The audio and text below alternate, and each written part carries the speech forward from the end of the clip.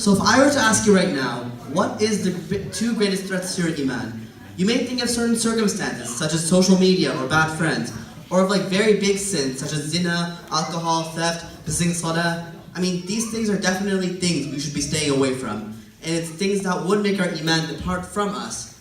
But these do not compare to what the Prophet ﷺ mentioned in At-Tirmidhi, where he says, the greatest threats to one's faith, like two wolves to a flock of sheep. Like imagine if you were a farmer and you were in charge of a flock of sheep. Imagine how devastating that would be to your economic livelihood. Imagine how hard it would be to recover.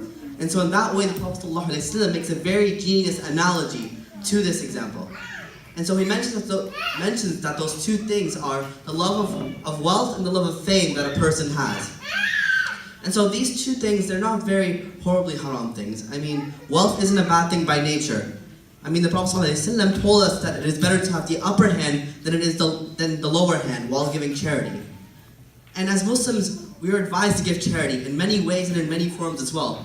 I mean, many of the Sahaba, they used to be very wealthy people back in the day, but they never became obsessed with that wealth, but instead gave that wealth to get closer to Allah subhanahu wa ta'ala. And Allah subhanahu wa ta'ala, He also teaches us to recite the dua. رَبَّنَا آتِنَا فِي الدُّنْيَا حَسْنَةً وَفِي الْآخِرَةِ حَسْنَةً وَقِينَا عَذَابَ النَّارِ. To ask for the best in this world and the hereafter, and to seek protection from the hellfire. But wealth becomes dangerous when we become obsessed with it. When we replace Allah subhanahu wa ta'ala with our wealth. When we put our full dependence and our full trust in that wealth, something that is only for Allah subhanahu wa ta'ala. Because at that point, we put our lives in full pursuit of that wealth. And we will go to any means, even the most haram means, in order to earn it. And since we don't have Allah subhanahu wa ta'ala anymore, and all we have is that wealth, we will want to use that wealth to gain haram things, and to do major sins as well. But what about fame though? If your life is all about the fame, it's really the same thing as well. We'll do anything to get fame, like we know the examples, those internet celebrities, or some of the YouTubers these days, they'll do anything to get fame, and they'll do haram things with that fame as well, because instead of Allah subhanahu wa ta'ala in their lives, they have fame only. But how can we avoid all of this? So I'll first start with wealth and materialistic desires. To avoid this, Prophet ﷺ, he mentioned firstly the giving charity.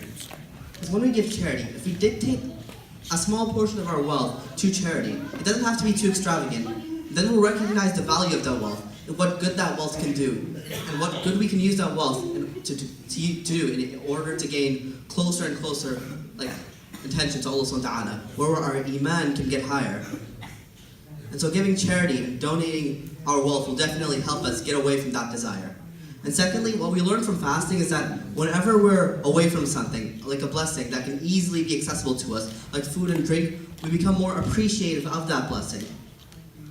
And Umar bin Khattab radiallahu anhu, he also mentioned that if you have a comfortable bed, then take a night off and sleep on the floor. Because the next day, you'll appreciate that bed much more. And so whether it's fasting or anything else, whatever blessing we have, we need to be appreciative of what we have. Because Allah subhanahu wa ta'ala, He mentions many times in the Quran that those who have shukr and those who are thankful to Him, those are the best of people. And Allah subhanahu wa ta'ala, even if from this morning, if we count the blessings that we have, small or big, we wouldn't be able to count them all, subhanAllah.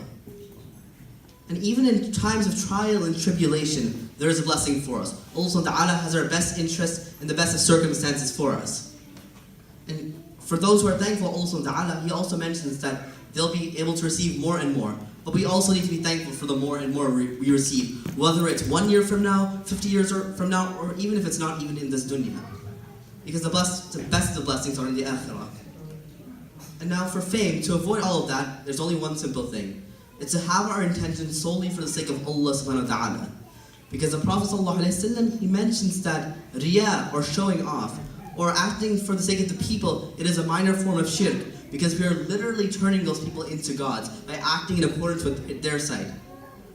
And our scholars of tazkiyah or spirituality, like Ibn Qayyim rahimahullah, he states that our intention at the sight of Allah subhanahu wa ta'ala should be more beloved to us than the sight of the people. And so we shouldn't be wasting our lives acting for people's sake or making a show for their sake. I mean, it's only a very temporary aspect of this world. It'll come of no benefit to us in the hereafter. And Allah subhanahu wa ta'ala's sight, His sight, and the sight of the angels that He boasts to, that's what we should be aiming for. Because that will determine what our fate will be in this dunya and the akhirah. And so those are the two things. The love of wealth and the love of fame. May Allah subhanahu wa ta'ala protect us from both of these things. May Allah subhanahu wa ta'ala only make us seek these things for His sake and for the hereafter. And may He make us of those who are among His angels and the Prophets alayhi wa salatu wassalam in Jannah, inshallah. Assalamu alaikum.